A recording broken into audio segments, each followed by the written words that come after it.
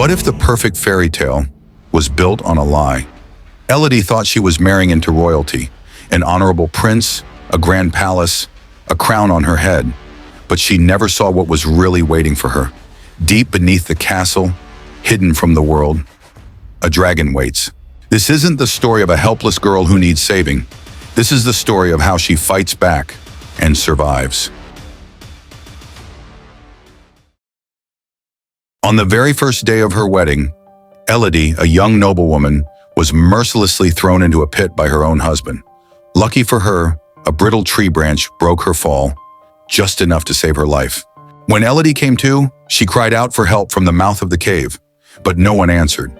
She tried to climb up toward the cave ceiling, hoping to find a way out, but the walls were too slick, with nothing to hold on to. So she kept going, searching for another way, until she stumbled upon a dark tunnel glowing with a strange blue light. But to reach it, she had to cross a wide gap, so deep the bottom couldn't even be seen. Holding her breath, Elodie summoned every ounce of courage and leaped across. A wound on her leg nearly made her slip. But in that critical moment, the chain on her dress snagged on a crack in the rock, just enough to stop her from falling. Shaking, she pulled a small dagger from her pocket. After struggling her way up, Elodie finally made it onto the platform where the blue light was glowing. It turned out the glow came from a swarm of insects and the shimmering fluid they gave off. She tore off a piece of her dress, carefully wrapped a few of the fireflies inside, and fashioned a makeshift lantern to light her path through the cave. Not far from there, she found a small pool of water. Hoping it was safe, she scooped up a handful to drink, but it was too dirty. Her only hope was the clean water slowly dripping from melting ice above. As Elodie closed her eyes, savoring the cool drops, something shifted. The ice pillars above her started melting rapidly, and from deep within the darkness, a dragon, drawn to the glow, came crashing down into the cave. Elodie quickly ducked behind a crack in the wall, just barely escaping its sight. Then her eyes caught something strange. Symbols carved into the wall and scattered around them were torn clothes, dresses, belonging to other girls who had died here. That's when she realized the awful truth. Just like her, they'd been deceived, tricked by the prince and sacrificed to the dragon. In a slightly safer area, Elodie slumped against a cold stone wall. Sometime later, she woke up. Fireflies were gathered on her leg. She quickly brushed them off, then froze. Her deep wound was gone, as if something magical had healed it. Curious, she placed one of the fireflies on her arm, and sure enough, the wound there began to close. With her strength restored, her confidence slowly returned.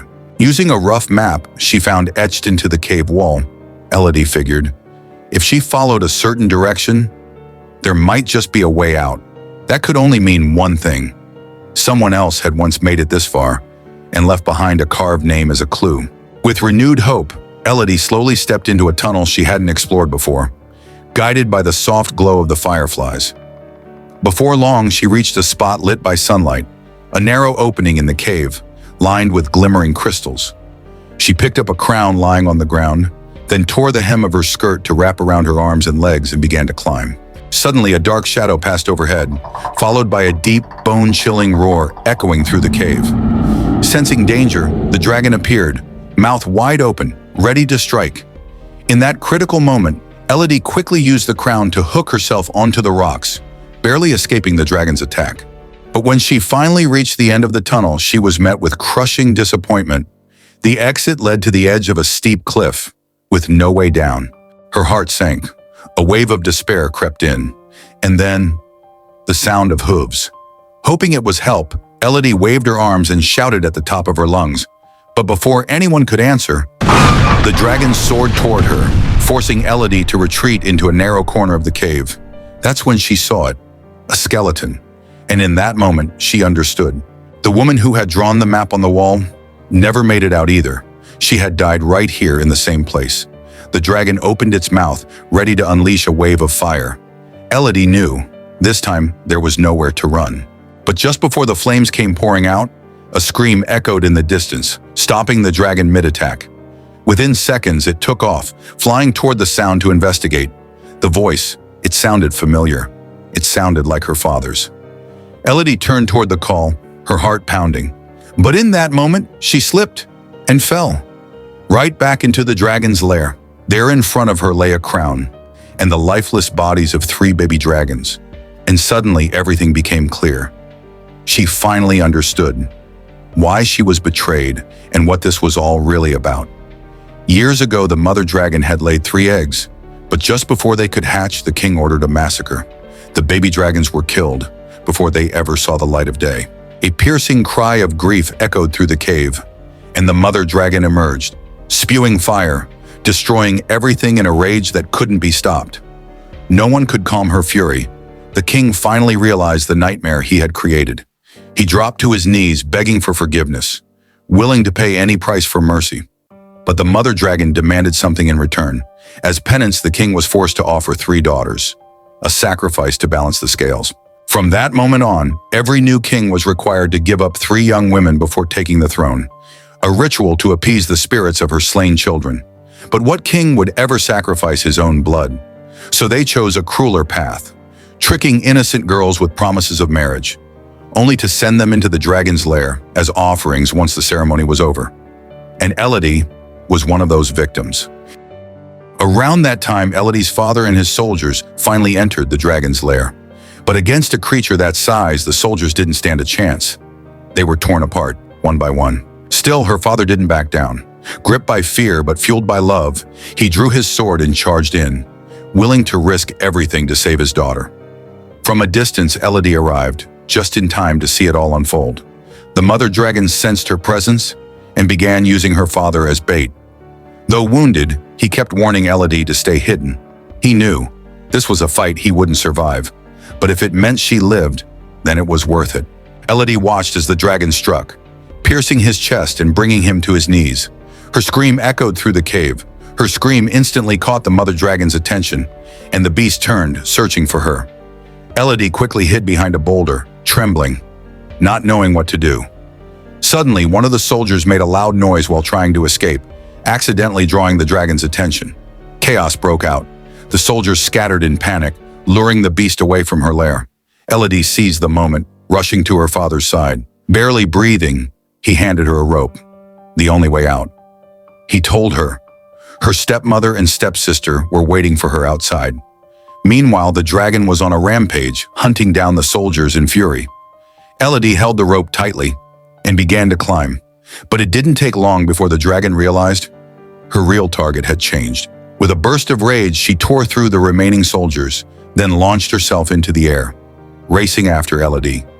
Seeing that, Elodie climbed as fast as she could. Her breath was tight, her hands were shaking. She didn't dare stop. The dragon roared, then shot flames straight at her. But just before the fire reached her, Elodie pulled herself over the cliff's edge and escaped the cave. She knew the dragon wouldn't give up that easily. Elodie quickly mounted her white horse and raced toward the shoreline with everything she had. But out of nowhere, the dragon burst from its lair with a thunderous roar. Elodie realized there was no way she could outrun a dragon on horseback, so she jumped off and hid behind a large boulder. The dragon, only seeing the horse gallop away, soon realized it had been tricked. Its fury exploded. It scorched the entire forest, burning everything in sight. From afar, the queen watched the destruction from her palace, and she knew Elodie was the one who provoked the beast. To calm the dragon, the queen gave a new order: find Elodie's sister and throw her off the cliff as a sacrifice. When Elodie finally escaped and reunited with her stepmother, she learned the terrible truth. The queen had taken her little sister. Her mind was set. Elodie had made her choice. She would return to the dragon's lair to save her sister. With everything she'd learned before, she snuck back into the dark cave once again, heading straight for the place known as the Blue Light Cavern. There, she created a soft glow using fireflies, then used the dirty pool water to mask her scent. She began gathering all the scattered weapons, stacking them into one giant pile. Next, she built a makeshift timer, a distraction to buy her time when the moment came. After that, she grabbed a sword from the ground and prepared for the fight. The dragon was already waiting. It knew Elodie would come back, not for revenge, but to save her sister. Around 30 minutes passed before a distant noise echoed through the cave. The dragon heard it, and thinking it was Elodie, lunged toward the sound. At that exact moment, Elodie used the chance to search for her sister, but her sister was badly injured and too weak to escape on her own. When the dragon realized it had been tricked, it turned back, furious, and attacked without hesitation.